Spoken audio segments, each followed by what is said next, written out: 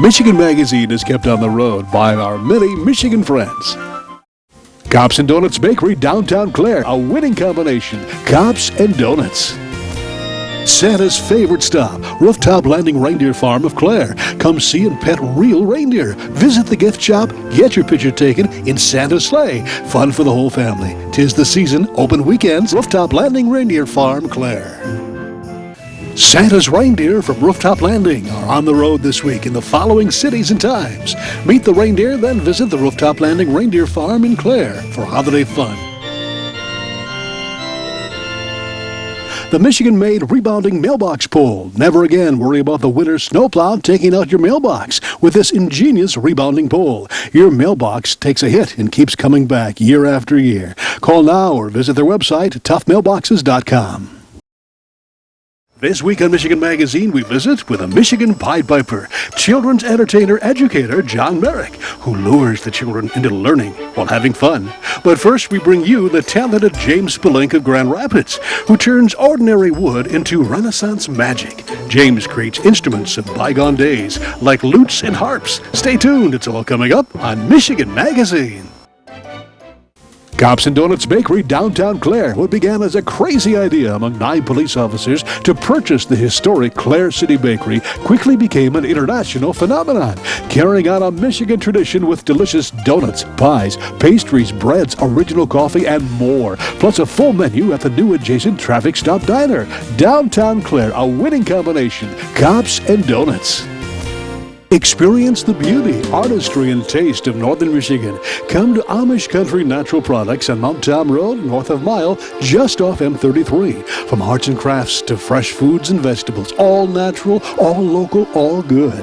Stop by and get acquainted with Amish Country Natural Products, 1454 North Mount Tom Road, Mile. Introducing the Weed Gator. For safe and easy aquatic weed removal, the Weed Gator is the #1 alternative to harsh chemicals for getting rid of pond and lake weeds. Safe and effective. See it in action now at weedgator.net. Made in the USA. Pause for a moment with us on Michigan Magazine as we slip past the boundaries of this great lake state, across the big water to a time and place long ago. A time of Renaissance, when there were knights in shining armor and damsels in distress, when the sounds of harps and lutes filled the air, the strings caressed by chamber musicians and wandering minstrels. We can travel to this far-off land of long ago through our imagination and the music and creativeness of this Grand Rapids man, James Spalink, a fine craftsman of lutes and harps. When not in his basement workshop, you can find James adorned in Renaissance garb, performing at period festivals as a wandering minstrel. His love of the Renaissance period is no secret, as more and more connoisseurs of this time period are discovering his craftsmanship and talent. Our visit with James feels at first as if it were beginning in the time of Shakespeare, as we're surrounded by hints of the 16th century. But reality has us quietly enthralled by James playing one of his handcrafted harps in the comfort of his 20th century living room on the outskirts of Grand Rapids. How in the world did you get involved in making harps and lutes? That lute, actually. I played classical guitar, and I found that a lot of the pieces that I enjoyed were Renaissance lute transcriptions from old lute music. Mm-hmm. And I wanted to play them on the original instrument. Couldn't afford to buy one, so I built this as a kit. As a necessary evil to having one. I see. So lutes, we're talking a Renaissance period. Describe what era that we're talking about. Renaissance ran from probably the late 1500s until mid to late 1600s. Mm-hmm. It was Renaissance is a French word. It means an awakening or a rebirth. And that's when Europe was just coming out of the Dark Ages and culture and music and art just exploded in terms of experimentation and ingenuity. So now, when we say that period of time and lute, we may not know what a lute is, a modern-day man, but back then, this was probably what music was thought of. I mean, this is a very popular instrument, wasn't it? There were more lutes then than there are guitars today. Almost any house you go in, you see a guitar somewhere, you know, in the attic or the corner, but everyone has one. Well, back then, they didn't have radios and they didn't have the luxury that we have of music anytime. So the lute was like a chamber instrument. You know, if you wanted music, you made it, and the lute was essentially the instrument that you made it on. My goodness, there are quite a few strings, too. It's like a 12-string guitar. There are 15 strings. The first string, normally they played the melody on, and the others are tuned in what are called courses in octaves and unison. It's like a 12-string guitar. So it's basically like an 8-string guitar. You have a love for the Renaissance period, I can tell. Oh, yeah. I mean, what stimulated that? I mean, how far did you go back? Shakespeare. Oh, yeah.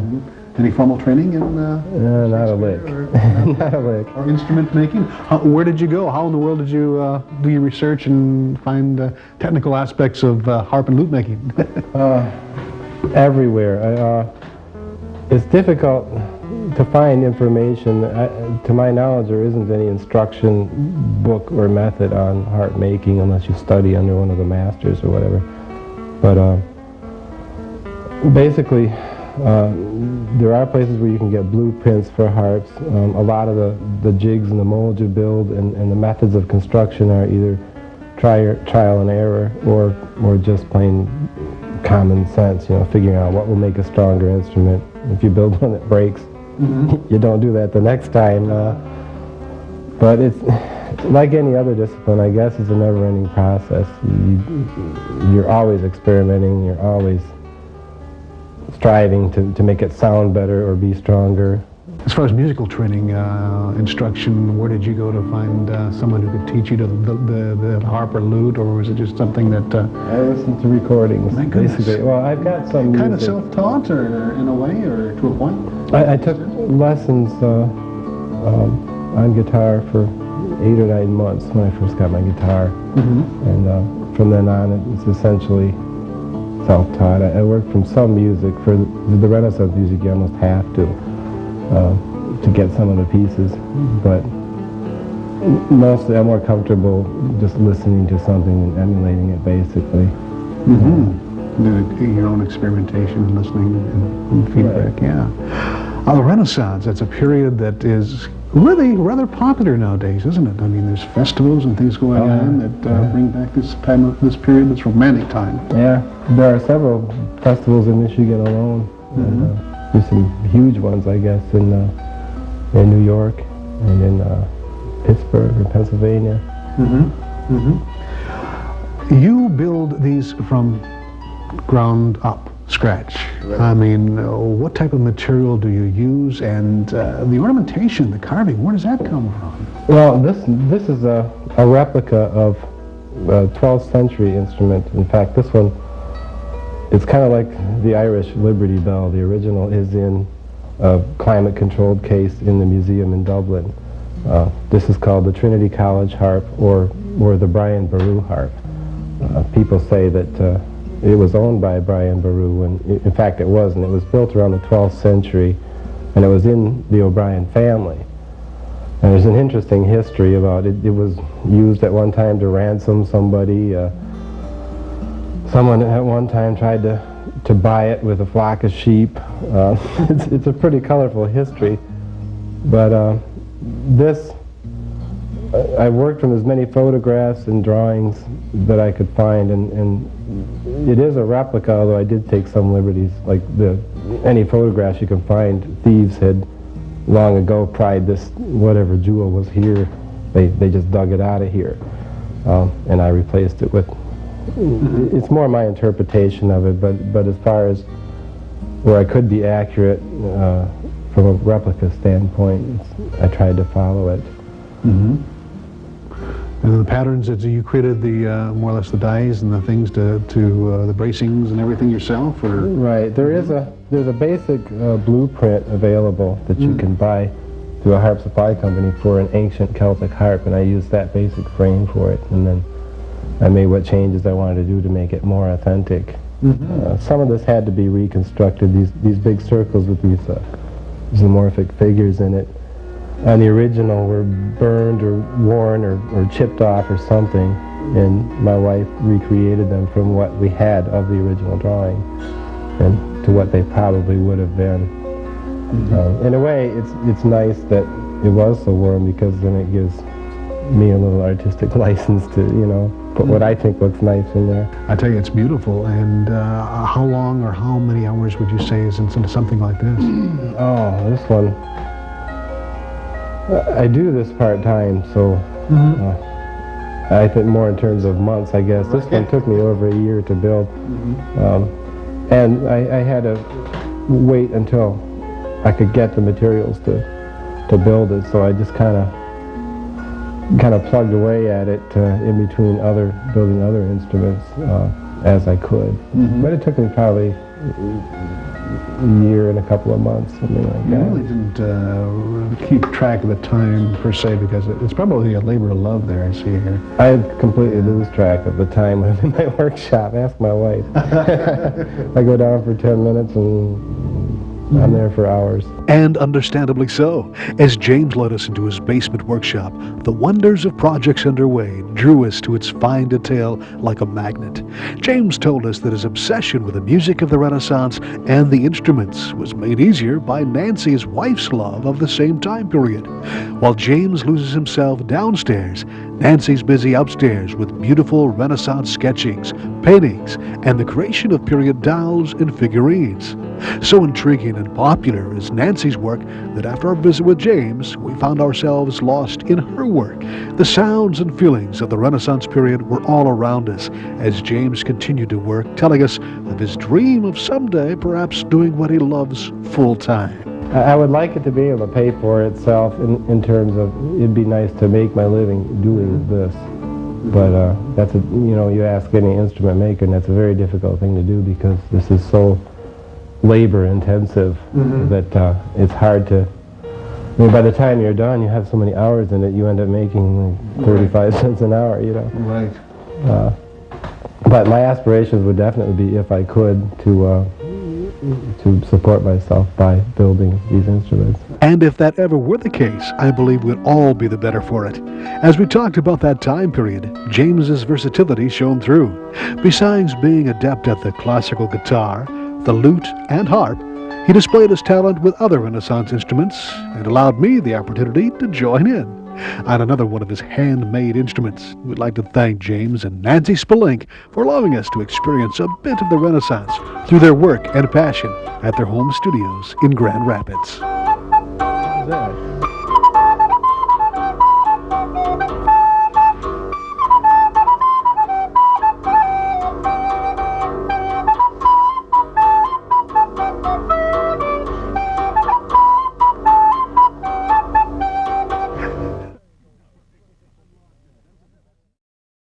Michigan Magazine is being brought to you in part by Hale Hardware, your do-it-center in Hale, Michigan. Much more than a regular hardware store, providing everything you need for whatever your project is, along with a knowledgeable sales staff to get her done. Serving Northern Michigan since 1946. Hale Hardware, south of M65 at Ainsley in Hale. Shopping for that special person just got easier when you shop at Rose City Drug at 2640 North M33, just south of the Rose City city limits. You'll find gifts for everyone on your list from 1 to 100. Shop online or in person at Rose City Drug, Rose City. He's a modern-day Pied Piper of sorts. His young followers watch wide-eyed as he makes their special days events of wonderment and education. He's John Marek of West Michigan, and he loves to entertain adults as well as children. We featured John, or Johnny as he's affectionately called, on past Michigan Magazine programs as part of the traveling entertainment duo Spanky and Johnny, the accordion and banjo-picking duo that appear at county fairs and special events circuit with their unique style of classic and toe-tap and sing-along music. While on his own, Johnny performs at libraries and special civic events around the state, posing as not only John Marek, the magician and storyteller, but also as his favorite classic American hero, Johnny Appleseed, spreading not only apple seeds, but also seeds of educational historic tidbits for the young and young at heart. We followed John Marek and Johnny Appleseed around northern Michigan and were amazed at how he connected to his audience of kids and kids at heart. The kids are the important thing, so I don't force nothing on them. They'll come to me, and I'll usually have a puppet or something and get their attention and go from there. You get into a little bit of education for them with the magnetic figures and stuff like that. You're stimulating them, and you're kind of teaching them without them actually knowing it. I agree. The kids are the show. The kids are the show. And some of the ones that are a little bashful, you kind of have to win them over. You have to win them over. They're kind of hesitant. Well, they're not going to come to you, or they're not going to be entertained by you whatsoever. But then the longer you work with them, you win them over, and that's the best part. You're used to a situation where the kids are gathered around you, and you put on an actual show. It goes from one subject to another subject. Today I thought you were a real trooper out there. You were kind of following the kids around, and the kids were coming to you. The weather was out in the open. It was kind of, well, let's just play it by ear. The kids were great. The kids were great. We had fun. You're an entertainer throughout the state at county fairs or, venues like that. But what is it about kids that, is something that, you can relate to? I feel real comfortable. I feel real comfortable, and they trust me. They trust me. I tease them, and they like that. I draw stories. I draw the characters of the stories, and then I hand out the drawings to the children after the story's done, and they can color them. And that's going over really well at the libraries. The Johnny Appleseed story, I'm really impressed with the character. He's just amazing, man. So you're drawing right into the character, eh? Yeah, I do right in the character, and I got presentation of his gravesite, and I belong to the Johnny Appleseed Society. I've been to his museum. I do a great job with the Johnny Appleseed story. What can you tell us about Johnny Appleseed that inspires John Marek? What? You know what? He was a very, very special man, and not very few people could do what he could do. And you know what that was? What's that? He could read. At that time, nobody could read. They didn't have time to learn to read. So he would visit the plantations, and he would visit all the pioneers, and he would sit around, and he would read to them. And all the animals loved him. He never had an enemy. Wow. Wonderful man. Yeah. Wonderful man. And he lived to be 74 years old. And when everybody at that time, 34, 40 was that was pretty good. He never carried a gun, and he loved the animals. I could go on. Did he actually go around spreading the seeds of apple trees? Yes, he did. Okay. He died in Fort Wayne, Indiana, and he planted apple seeds all the way across Ohio and Indiana. It was very important. The apple seed was very important to the settlers. He would start an apple orchard here, and then he'd leave it with the local people, and he would move on and start another apple orchard, and on and on and on. You could say that John Marek does pretty much the same thing, spreading seeds of fun nourished with a bit of inspirational insight for those young minds. If your school, club, group, or organization would like more information on John Marek, he's anxious to hear from you. Contact him directly. We thank John for sharing his day with us and wish him the best out on the highways and byways of this Great Lake state. Vacation. Don't make the planning of it more than what you're trying to get away from. At northernmichigancabinrentals.com, you can choose from over 2,500 cabins, cottages, lodges, resorts, lakefront vacation home rentals, and more. Whatever experience you're looking for, from rustic to luxury and everything in between. No more rustling with telephone books. No more endless internet searches. Just one site with over 2,500 Northern Michigan destinations. northernmichigancabinrentals.com. Clemix Sales and Service on Mapes Road, west of Mile, your complete recreational vehicle sales and service connection. Visit their beautiful showroom of new and pre-owned ATVs, lawnmowers, power equipment, snowmobiles, utility vehicles, and more. Clemix Sales and Service is also the home of the American-made Victory motorcycle line on display at Clemix on Mapes Road, Mile. Hingeman Acres Canoe Livery and Resort on M33 just north of Mile, catering to the outdoor enthusiasts. Cabins, canoes, kayaks, rafts, and more. Daytime or overnight trips along the world-famous Asaba River. A family getaway for over 75 years. Well, all that traveling's made me hungry, and I'm sure it's made a few of you the same. Now's the chance to check out all the menu items at the Cedar Tavern and Grill in Lupton, because we're giving away free meals at the Cedar in our secret phrase sweepstakes. Send the phrase to us with your name and address on a card, in a letter, or email, and you're entered to win. That's easy. Here's your chance. Here's the phrase. We're days away from Christmas. You know the drill. Here's the address. For more information on today's show or past shows, visit our info website, thespiritofmichigan.com. Have a wonderful holiday week ahead. We'd like to thank all those that help keep Michigan Magazine on the road. Cops and Donuts Bakery, downtown Clare, a winning combination. Cops and Donuts. Something special's cooking, hot and delicious. Indulge yourself at Morning at Maggie's in Bay City. Omelets, frittatas, hotcakes, and more. Make every day special with a stop at Morning at Maggie's for breakfast or lunch on Saginaw in Bay City. Rose Valley Winery on Beechwood Road in Rose City. See what thousands are raving about, creating a delicious variety of award-winning Michigan wines. Stop by and taste for yourself. The taste of Michigan is yours at Rose Valley Winery.